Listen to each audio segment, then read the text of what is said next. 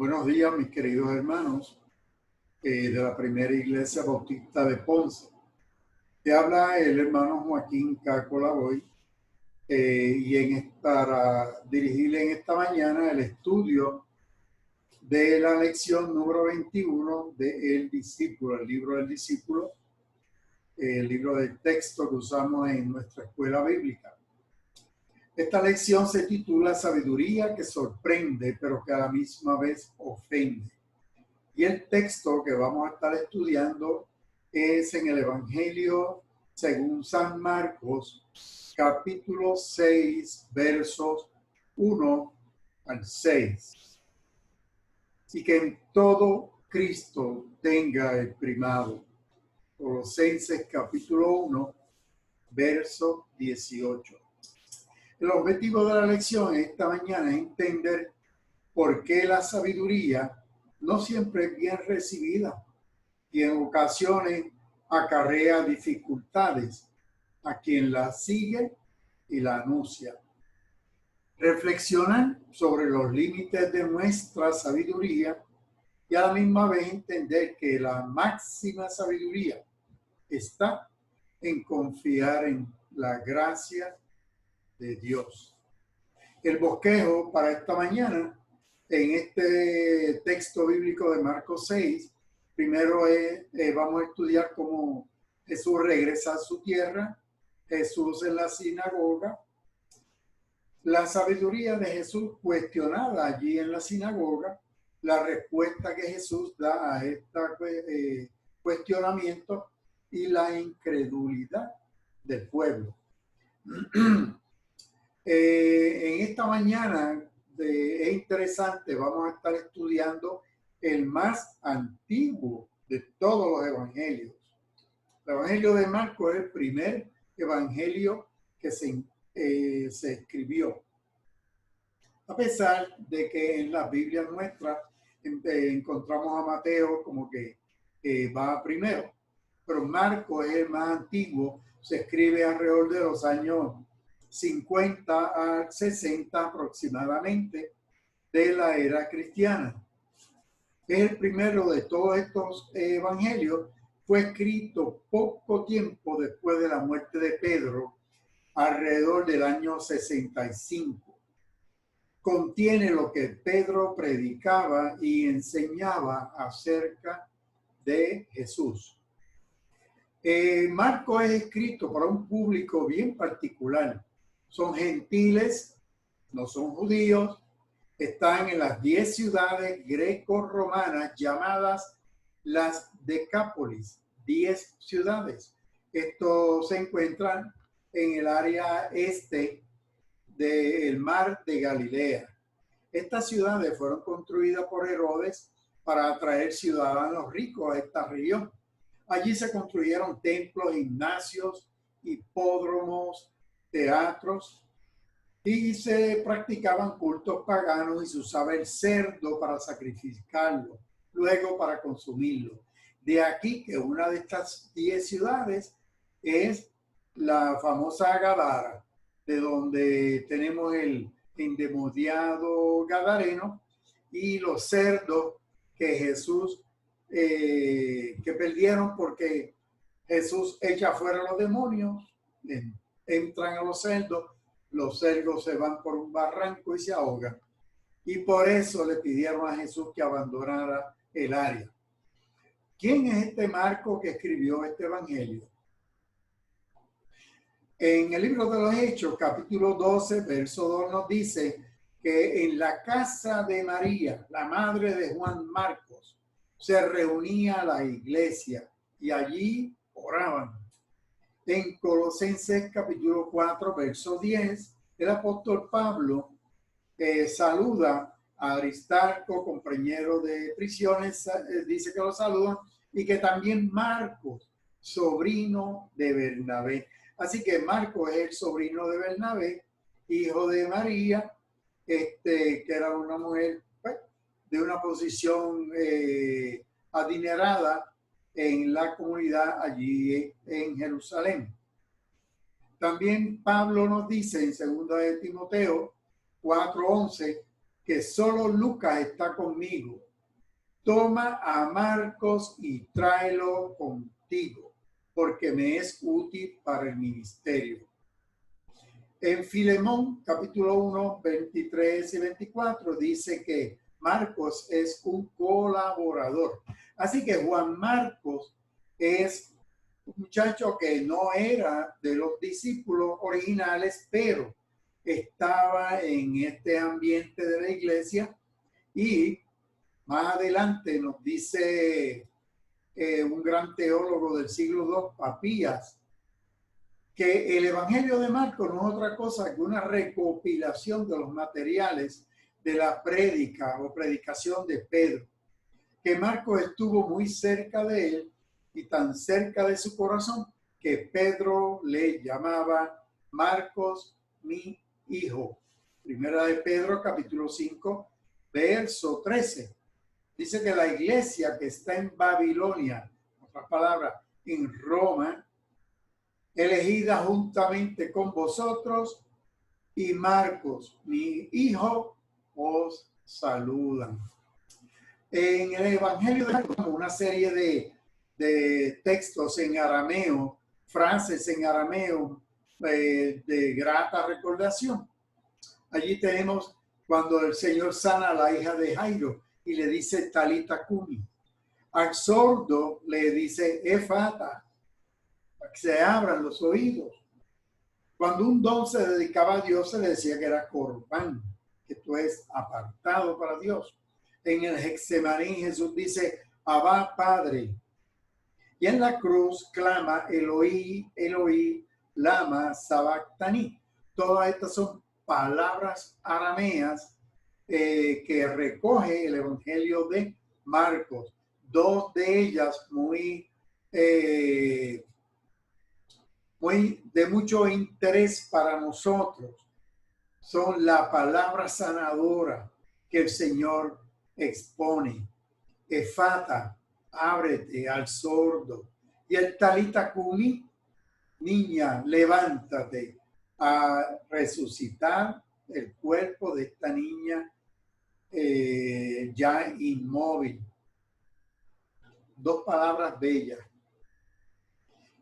Vamos a ir a este pueblecito en la Galilea, se llama Capernaum o Capernaum. Se le llama el pueblo de Jesús. ¿Por qué? Porque Jesús, a pesar de que nació en Belén, se crió en Nazaret.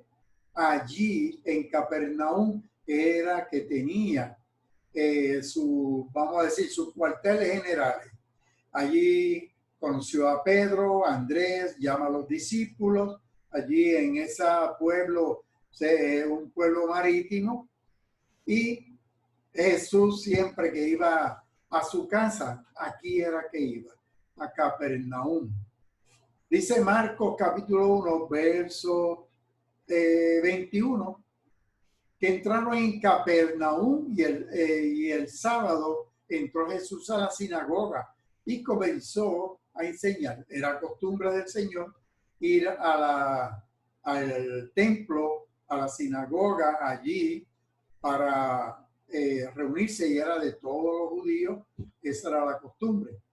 Mateo 4:13 dice que dejando Nazaret fue y habitó en Capernaum, ciudad marítima en la región de Zabulón y Neftalí. Así que el Señor se crió en Nazaret, pero habitaba, y su radio de acción mayormente giraba en torno a Capernaum. En hebreo, Capernaum significa pueblo de Nahum. Es una ciudad bien importante en el ministerio del Señor. Está ubicada en la costa noreste del mar de Galilea. Si miramos este mapa, vamos a ver aquí, el mar de Galilea es esto que estoy señalando, el mar de Galilea. Allí en Galilea hay varias ciudades bien importantes, ¿verdad?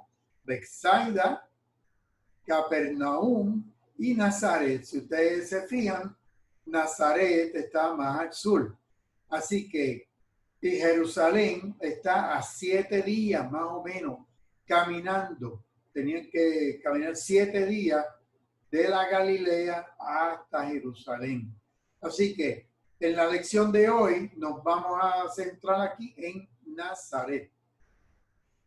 Esto se llama el triángulo evangélico. Triángulo evangélico son estas tres ciudades: Betsaida, Corazín y Capernaum.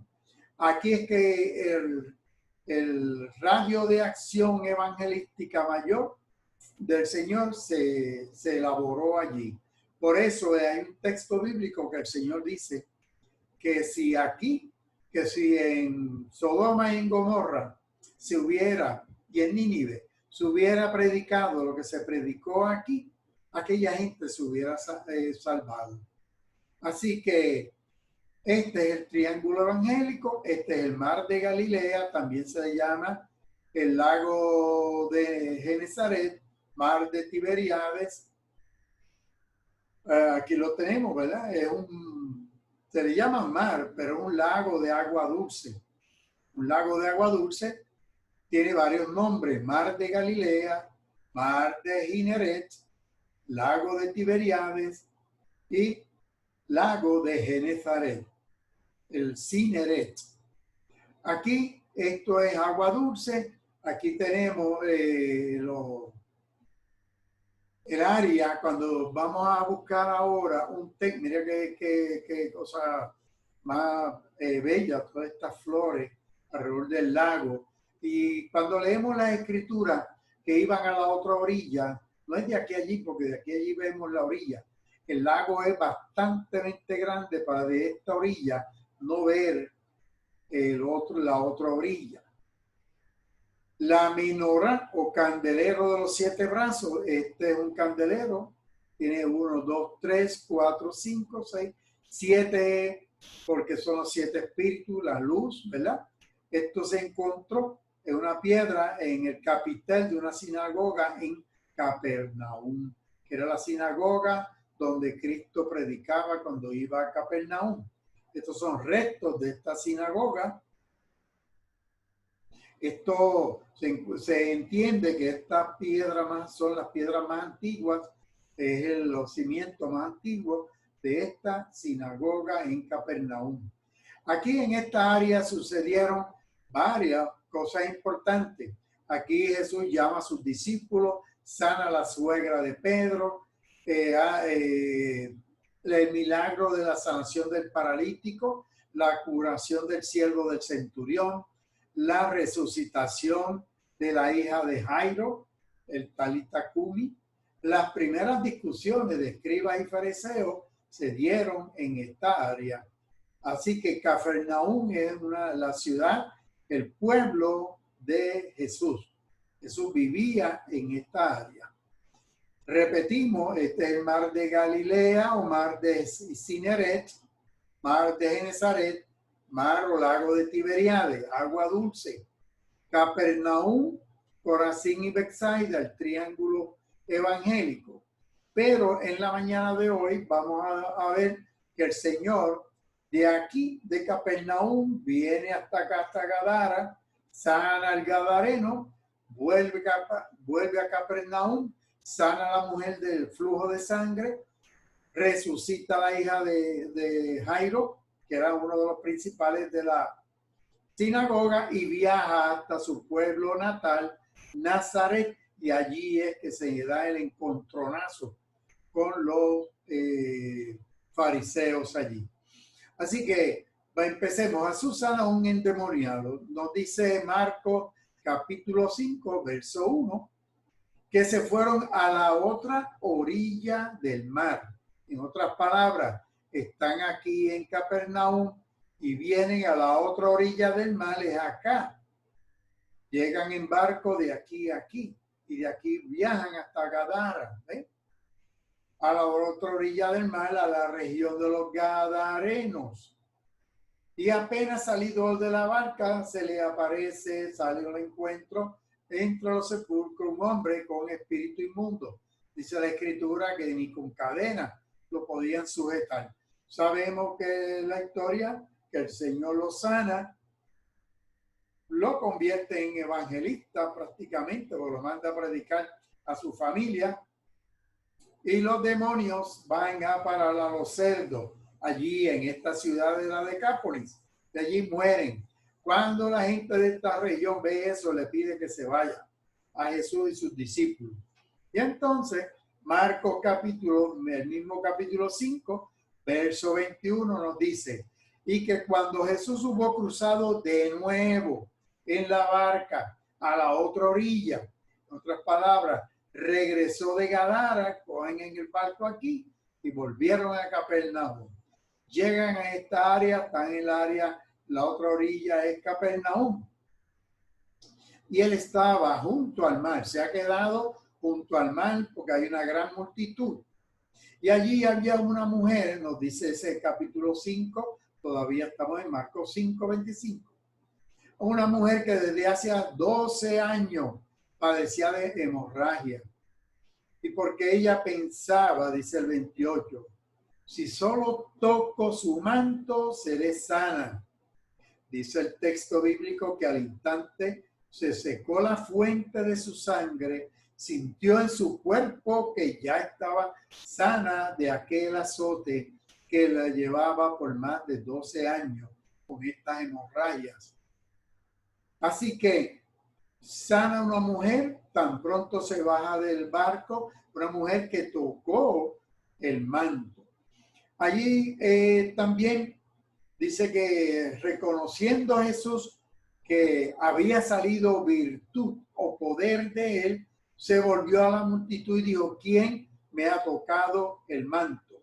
Si uno lee el texto completo, pero se volvieron, los discípulos estaban como atónitos, como tanta gente apretujándolo, y él dice que hay alguien que le tocó. También ahí en Marcos 5, además de la sanación de esta mujer, dice que en el verso 22, dice que vino uno de los principales de la sinagoga, llamado Jairo, que cuando le vio se postró a sus pies. Y dice más adelante, claro, entre el 22 y el 41, tenemos la sanación de la mujer con el flujo de sangre. Pues ahora continuamos con Jairo.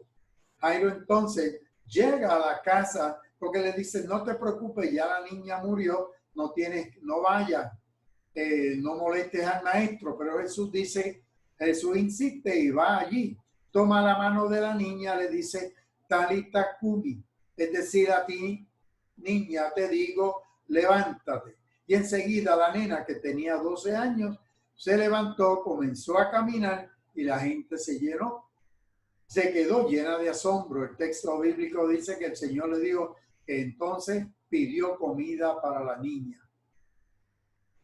Ahora, esta es la lección de esta mañana. Dice que Jesús es rechazado en Nazaret.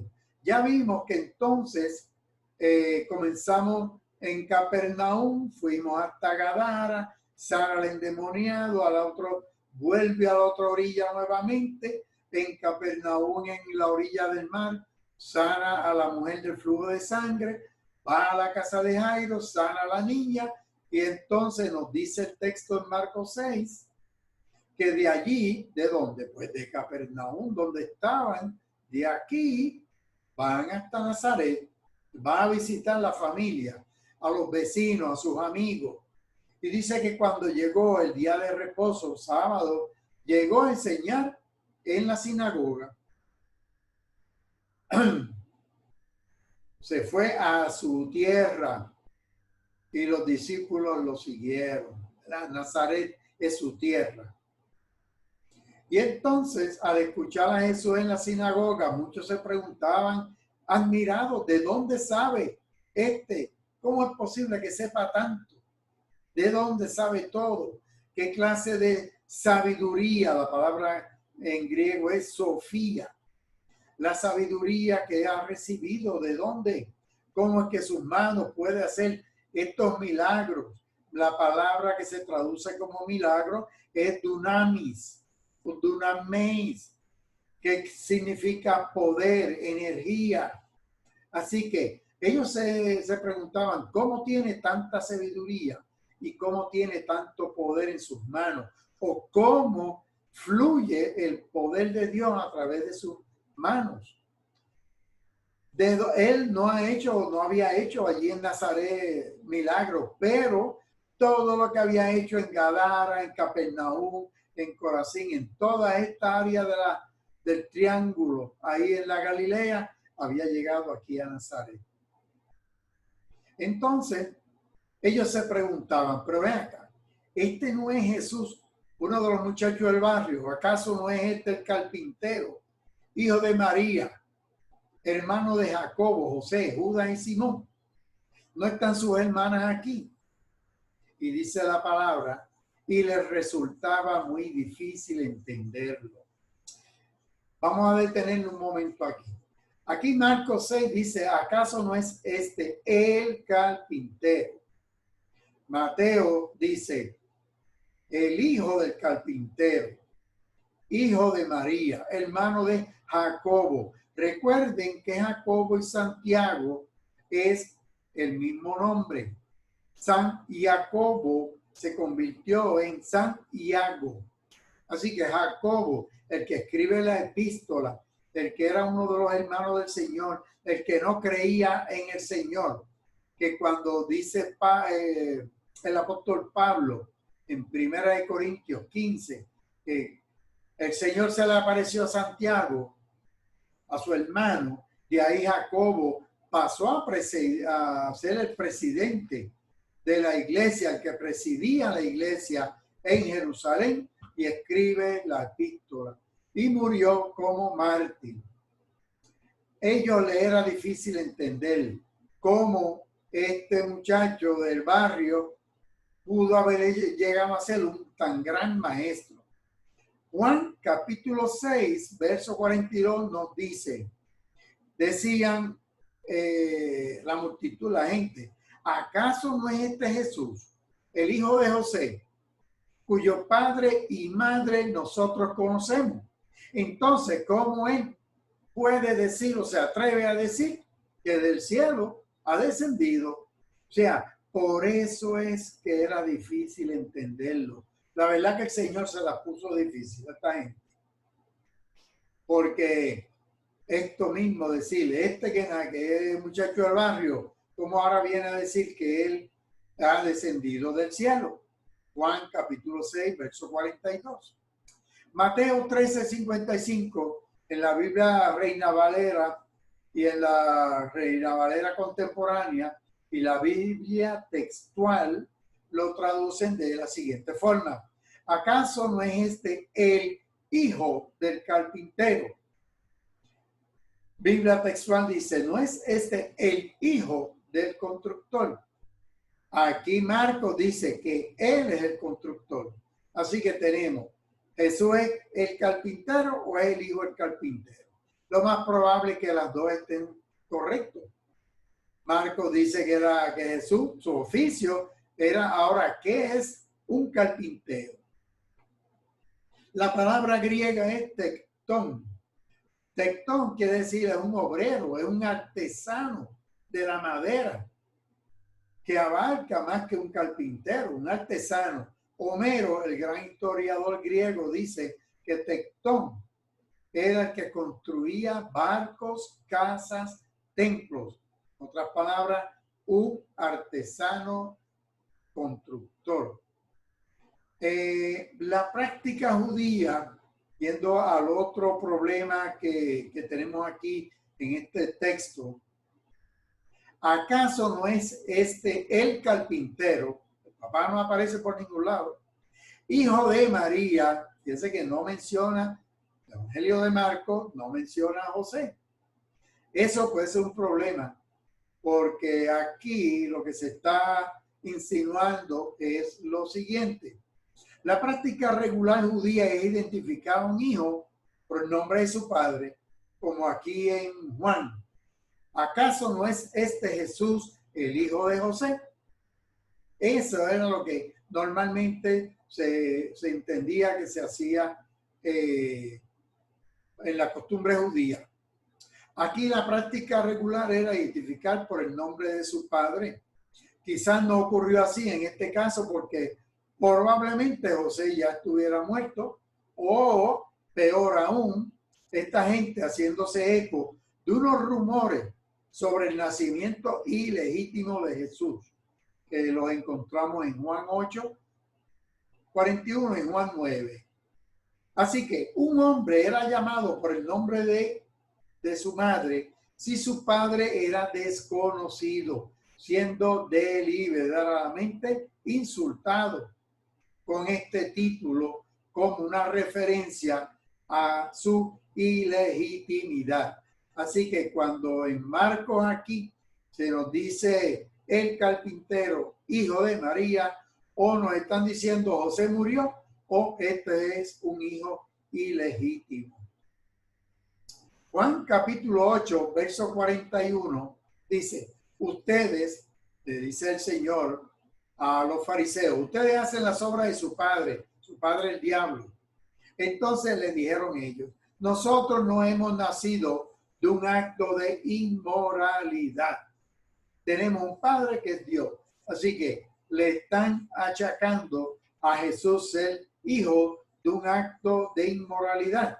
Biblia textual dice de un acto de fornicación. O sea que había unos rumores que el Señor, que Jesús no era hijo de José. De ahí es que vemos hasta en las películas que era hijo de un soldado romano, etcétera, etcétera. Así que le achacan que es un hijo ilegítimo. En Marcos 6:4 sigue la palabra diciendo, Jesús les dijo, no hay profeta sin honra, excepto en su propia tierra. En otras palabras, un profeta en cualquier lado tiene honra, pero en su tierra, entre sus parientes y entre su familia, es un profeta que no tiene honra. Jesús no pudo realizar ningún milagro allí, a no ser por sanar a algunos pocos enfermos, poner sobre ellos las manos, y aunque se quedó asombrado de la incredulidad de ellos, siguió recorriendo las aldeas de alrededor para seguir enseñando. Hasta ahí estamos como que medio perplejos, confundidos, porque como que Marcos no nos explica bien por qué esta gente no entendieron en Jesús. ¿Qué fue lo que pasó? Y entonces aprovechamos los evangelios sinópticos, que son Mateo, Marcos, Lucas. Si usted tiene duda en un texto, búsquelo en Mateo, búsquelo en Lucas, que posiblemente los otros evangelistas le van a arrojar luz. Y yendo al evangelio de Lucas, vamos a entender mejor qué fue lo que pasó allí en la sinagoga en ese día. Dice que Jesús comienza su ministerio en Lucas capítulo 4, verso 14. Con el poder del Espíritu, Jesús volvió a Galilea. Su fama se difundió por todos los lugares vecinos. Enseñaba en la sinagoga y todos lo glorificaban. Eso es cuando el Señor vuelve a Galilea. Pero es rechazado en Nazaret. Dice Lucas 4:16 que se fue a Nazaret donde se había criado. Y el día de reposo, sábado, entró a la sinagoga. Como era costumbre, se levantó a leer la escritura. Se le dio el libro del profeta Isaías. Al abrirlo, encontró el texto que dice, el Espíritu del Señor está sobre mí. Me ha ungido para proclamar buenas noticias a los pobres, proclamar libertad a los cautivos, vista a los ciegos, poner en libertad a los oprimidos, proclamar el año de la buena voluntad del Señor. Enrolló el libro, se lo dio al asistente, se sentó. Todos en la sinagoga se quedaron boquiabiertos. Nadie, y lo miraban fijamente, nadie decía nada. Entonces el Señor comenzó a decirle, hoy se ha cumplido esta escritura delante de ustedes. Ven ahora cómo Lucas nos explica qué fue lo que pasó en Marcos. Ahora entendemos porque esta gente se puso brava, como este muchachito que era un títere los otros días, criado aquí, ahora viene a decirnos que las escrituras y las profecías de Isaías se cumplen en él. Todos hablaban bien de él, se quedaron asombrados de momento de la palabra de gracia que emanaban y se preguntaban, ¿acaso no es este el hijo de José? Según Lucas, ¿no es este el hijo de José el carpintero? Entonces Jesús le dijo, seguramente ustedes me van a citar el proverbio que dice, médico, cúrate a ti mismo, para decirme, haz milagros aquí en tu propio pueblo, como lo hiciste en Capernaum. El Señor había hecho milagros en toda la Galilea. Ahora ellos le quieren como que exigir a él que haga milagros allí, porque ellos, siendo el pueblo donde él se crió, se creían mejor que nadie, que ellos se lo merecían, que él hiciera milagros aún mayores que los que había hecho en Capernaum. Y él les dice, pero les digo la verdad, ningún profeta es aceptado en su propio pueblo. A decir verdad, en los días de Elías, el profeta, hubo una sequía y una hambruna, duró 3 años y medio. Había mucha hambre en la tierra, muchas viudas en Israel. Y entonces a Elías, ¿a dónde Dios lo envió? A una viuda, no en Israel, en Sarepta de Sidón. Una viuda sirofenicia, fuera del pueblo israelita. Y que en los días del otro profeta, de Eliseo, había muchos leprosos en Israel. Y a ninguno de ellos fue limpiado, sino Eliseo fue el canal por el cual el Señor Dios sanó a Naamán, el sirio. En otras palabras, que ellos eran israelitas, pero no por ser nazarenos ahí, o los israelitas le podían exigir a Dios que fuera más benévolo, vamos a decir, o más con ellos que con cualquier otro pueblo. Por eso es que el Señor les recuerda estos dos profetas que sanaron gente fuera de... Así que ellos no le podían exigir a él ningún tipo de milagro. Al oír esto, todos en la sinagoga, ahí se molestaron un montón, se enojaron mucho con él. Y entonces dice que se levantaron, lo echaron fuera de la ciudad, lo llevaron hasta la cumbre del monte, porque lo que fuera de la ciudad para tirarlo por allí, despeñarlo. Pero él no lo dice, ninguno de los evangelios dice cómo, pasó por el medio de ellos, se les esfumó, se les fue. Y de ahí Lucas 4:31 dice que volvió a Capernaum, a una ciudad de Galilea, y allí enseñaba.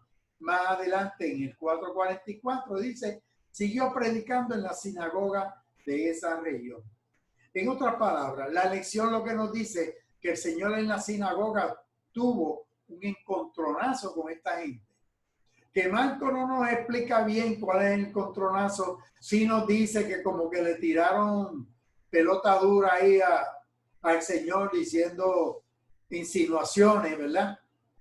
De que era un hijo ilegítimo. Hay una posibilidad, la otra posibilidad que José estuviera muerto, punto. Pero Lucas nos explica que el problema fue cuando el Señor lee y dice que la profecía de Isaías se había cumplido en ese día, y ellos le exigen entonces a Jesús que haga un montón de milagros. Él les dice que no hay profeta en su tierra. No se puede predicar cuando el ambiente está en contra. Esto quiere decir que en la iglesia serían diferentes si las congregaciones se dieran cuenta de que son ellas las que predican la mitad del sermón. En una atmósfera de mucha expectación, el esfuerzo más modesto que haga el predicador puede avivar la llama de la alabanza a Dios.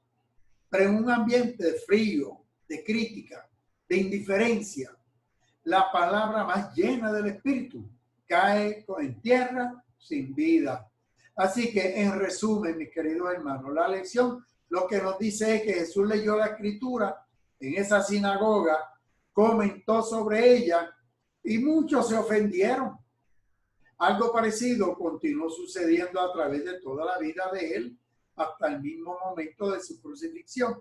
Lo mismo ha sido cierto de los cristianos más fieles a través de las generaciones hasta el día de hoy. Esto nos lleva a reflexionar sobre esta aparente extraña dimensión de la sabiduría que bien puede ofender a quienes no la entienden o no quieren entenderla.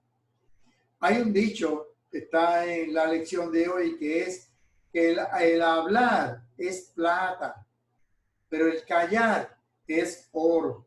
Vamos a aprenderlo y vamos a ponerlo en acción. El hablar es plata, el callar es oro, metal más valioso. La lección para la semana próxima es la lección número 2, sabiduría, camino, verdad y vida. Juan, el Evangelio de San Juan, capítulo 14, versos del 1 al 14. El Señor es el camino, la verdad y la vida para la semana que viene. Oremos. Gracias, Dios nuestro, porque en Jesucristo tu sabiduría ha venido a habitar entre nosotros. Gracias porque tu Santo Espíritu nos une a Él y nos hace partícipe de tu sabiduría. Gracias, Espíritu Santo. Al mismo tiempo nos confesamos necios. Te pedimos que tu sabiduría supla y corrija nuestra necedad. Enséñanos, Señor, cuándo hablar y cuándo callar, cuándo corregir y cuándo dejar. Enséñanos sobre todo a escucharte cuando nos corriges. Por Jesús, tu sabiduría y nuestro Señor. Amén y amén. Dios les bendiga, Dios les guarde y nos seguiremos viendo la semana que viene. Dios les bendiga grande y abundantemente.